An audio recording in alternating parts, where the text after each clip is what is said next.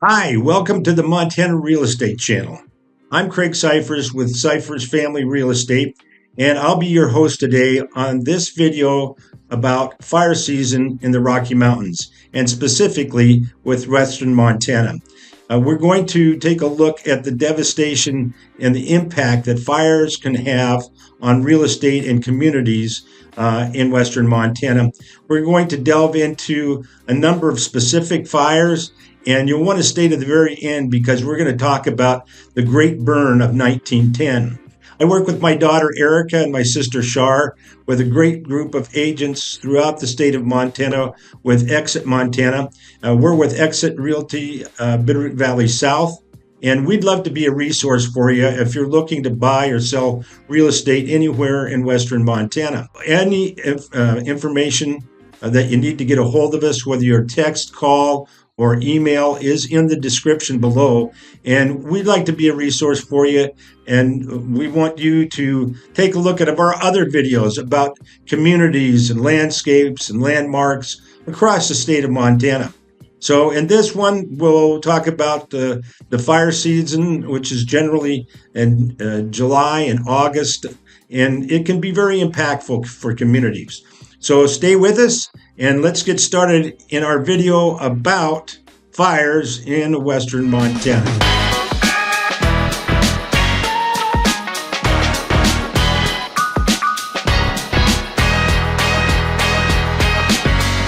The first fire we're going to talk about is the Sharrot Creek Fire outside of Stevensville. Started in the evening hours of Friday, August 23rd, 2024, and quickly grew with the advent of very high winds. So let's take a look at some of the aspects of the Sharrot Creek Fire. You can see behind me the Sharrot Creek Fire. Started in Stevensville 3 days ago. It burned into 1,600 acres. They've had about 250 people plus personnel on that fire. And it's just at the base of St. Mary's Mountain here outside of Stevensville. And this is an example of what can happen in the hot days of summer in Western Montana. So it's something to be aware of. It's fire season and it can be dangerous out there. So just one of the elements of living in the West and in Montana in particular. And here we are up close. This is day 3 of the Sharrot Hill or Creek Fire. And it's going to scar the face of the Bitterroots there in the about midsection of the Bitterroot Range. And you can see there was other fires that took place in the past. So this will certainly have an impact with respect to real estate on the west side there in the Sharrot Creek area, up St. Mary's Mountain, and even onto the Kootenai side. And they're in the evacuation mode right now. So living in that forest interface can be dangerous. And as we go through this video, we'll talk about some things that you can do to mitigate the risk of fire, but understand that those places up there, if, and God forbid, that they lose any structures, they'll be impacted, quite possibly for many decades. And we'll get into that as we get a little further into our video. The Lolo Peak Fire began on July 15th of 2017 when lightning struck the western flank of Lolo Peak in the Lolo National Forest and the Bitterroot National Forest.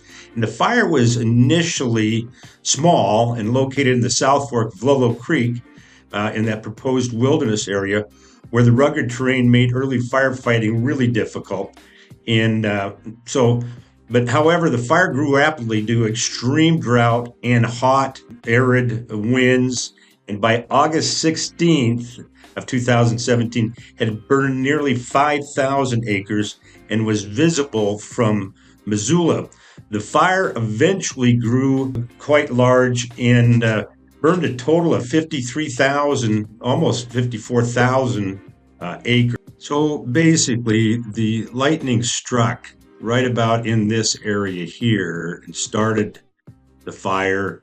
And the fire, was fairly small. as I mentioned earlier, about 5,000 acres. And then it began to grow because it was in pretty rugged terrain.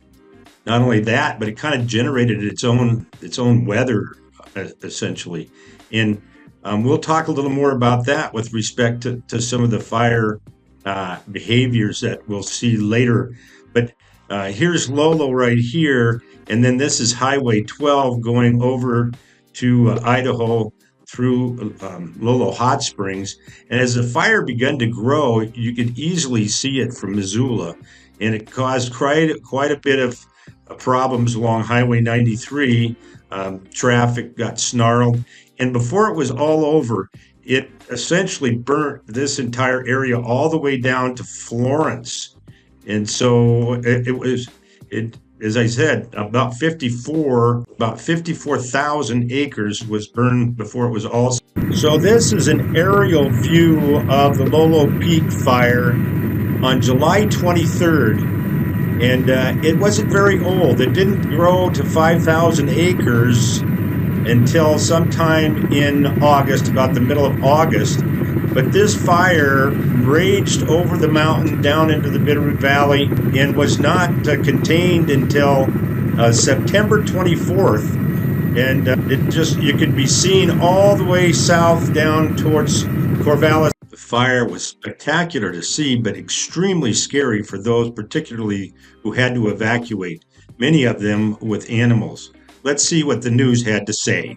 Eric Clements was in Lolo shortly after the evacuation notice was issued. Take a look at what he saw. In the waning hours of August 16th, the Lolo Peak Fire crested the ridge, prompting new evacuation orders along Highway 12 and the west side of Highway 93, just south of Lolo. As many as 400 homes are impacted, and as you can see, the flames are really flaring up. Thick smoke glows a deep crimson west of Lolo, illuminated by the fire raging on the mountain. A stark contrast to the otherwise clear black sky. And the Lolo Peak Fire wasn't the only fire in Montana during 2017.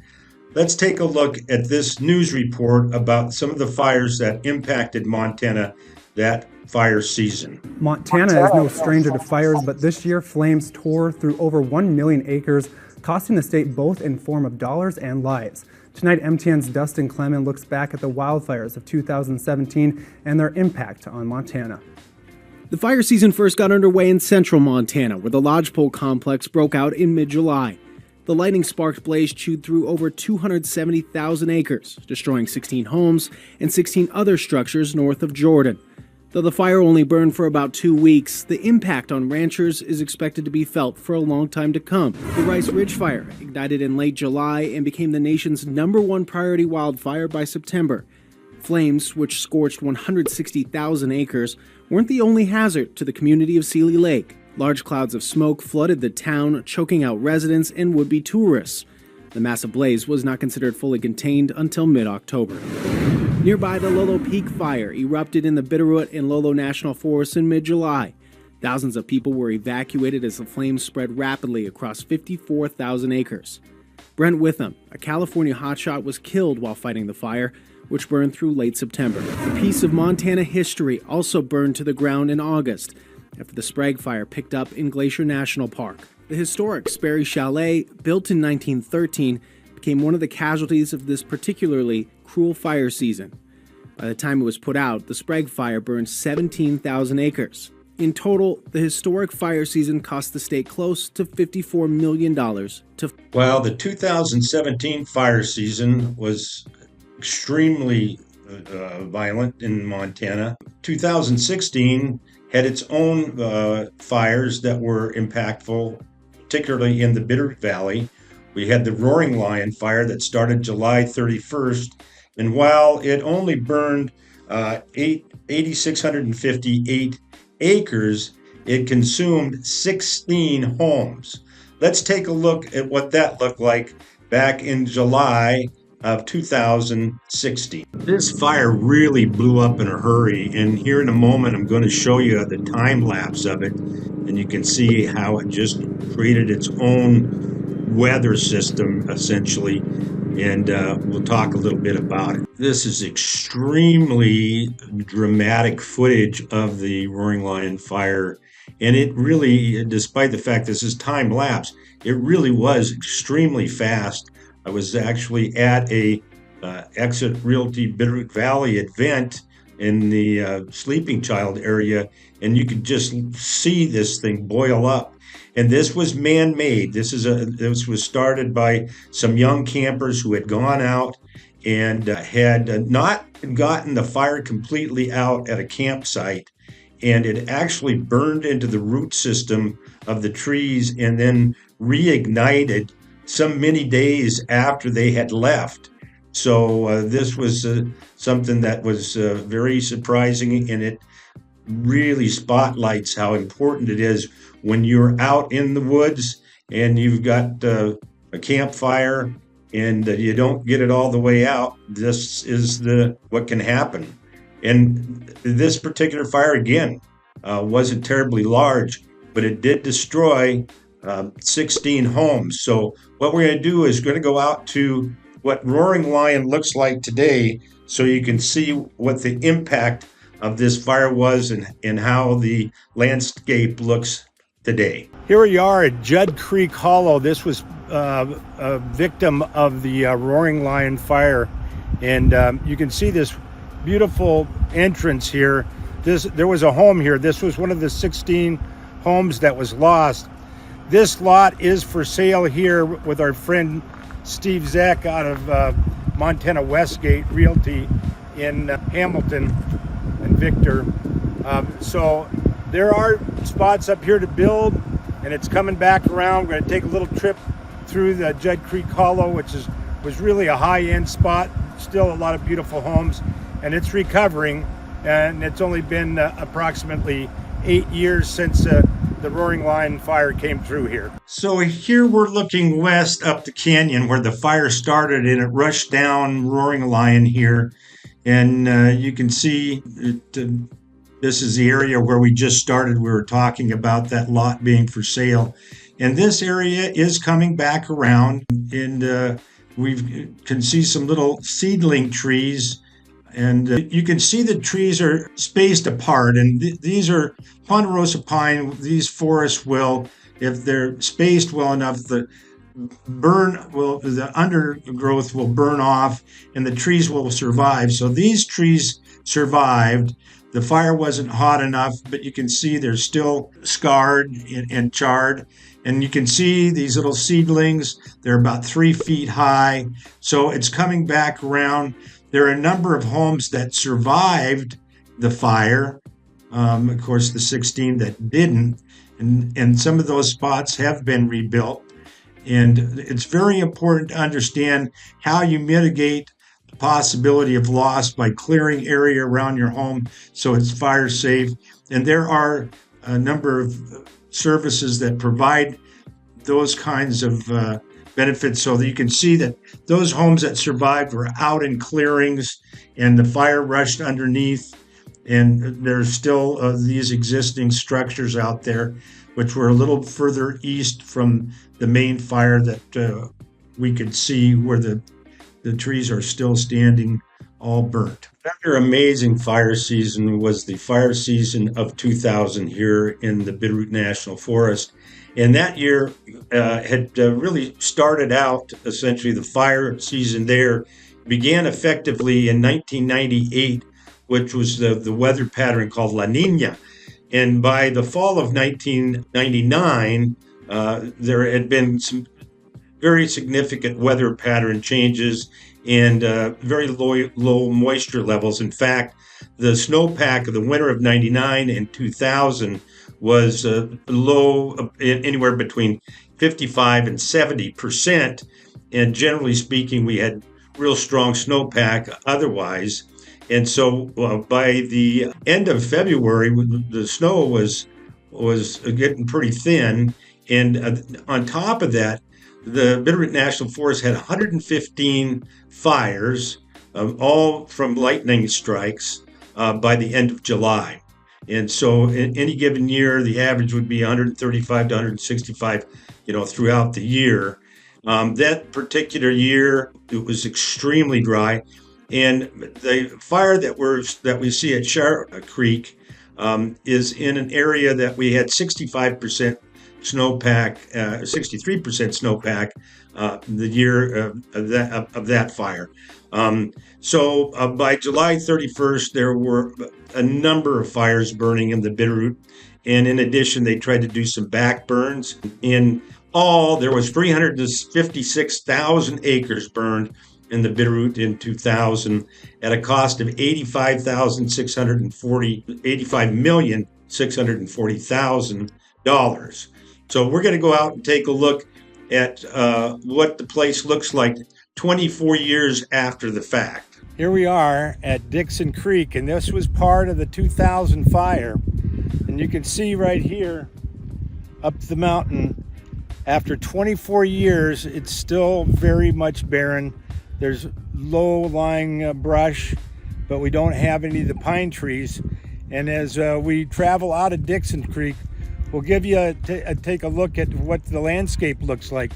You can imagine there are still homes up here, and new homes have been built here, but it's not near as valuable property as it once was. And as you can see here, it's very barren now and very dry. But as we come around the corner, we're going to see a cabin that was built in 1982. And no doubt they were evacuated at the time of the fire, but they had defensible space because they had done what was called firescaping ahead of time. Now, it survived. However, you can imagine the value of that home is still less than it would be if the forest were still intact. It burned so hot that this is all that you see here in the Dixon Creek area 24 years after the fire. This iconic photo was taken on August 6, 2000 by John McColgan, a fire behavior analyst with the Alaskan Type 1 Incident Team at the Sula Complex in the Bitterroot National Forest during those horrible fires of 2000. In 1910, an inferno grew along the Montana-Idaho border, consuming an area equivalent to the state of Connecticut and incinerating at least 86 individuals in the process, burning 3 million acres. Fire absolutely devastated the landscape, and the loss of lives was significant. Most were firefighters. Among them was my grandfather's brother, Harley, who was just 20 at the time. My grandfather, John William Cyphers, collected his belongings. From the Coeur d'Alene National Forest Supervisor, William G. Wiggle, reported June 24, 1911, to the regional forester at Missoula. They had these notations about Uncle Harley, that his home was McCure, Utah. His name was Harley Leroy Cyphers, 20 years of age, hair nearly black, slightly pockmarked, height about 5'8.5", wore 8 or 9 shoe, was buried at Setzer Creek, body number 5. And J.W. Cyphers, that was Grandpa Bill, Windy Bill Cyphers, Wallace, Idaho, called at the office and found photograph with effects, which we identified 2 dimes, 1 nickel, an Ingersoll watch. Photograph button turned over to his brother, shipped from Missoula August 19th at 9:20 for Avery, Idaho. So there's another piece of Cyphers history. A lot of little fires, and then a bunch of wind came up. And on August 20th, there was a raging major fire. Maybe like an El Niño of 1998, we've got this for an enormous fire like what we experienced in the Bitterroot in 2000. Estimated that many of these fires were started by coal-fired locomotives that Milwaukee Road ran along what's called the Hiawatha Trail. And eastern Wallace was completely devastated and wiped out. And after that, the Milwaukee Road took electric trains from Avery, Idaho to Harlowtown, Montana to avoid this kind of disaster again. It was indeed the perfect storm, and it absolutely was devastating with hurricane force winds, like 70-mile-an-hour winds that whipped the fire up. And President Taft called up 4,000 troops to fight the fires, and it was just nearly impossible. And they continued to rage. Just so hard to imagine that this fire lasted 2 days. It just doesn't seem fathomable, but I guess the winds whipped it up and a tremendous amount of timber was lost, and you can still see some vestiges of that in the south end of the Bitterroot Valley.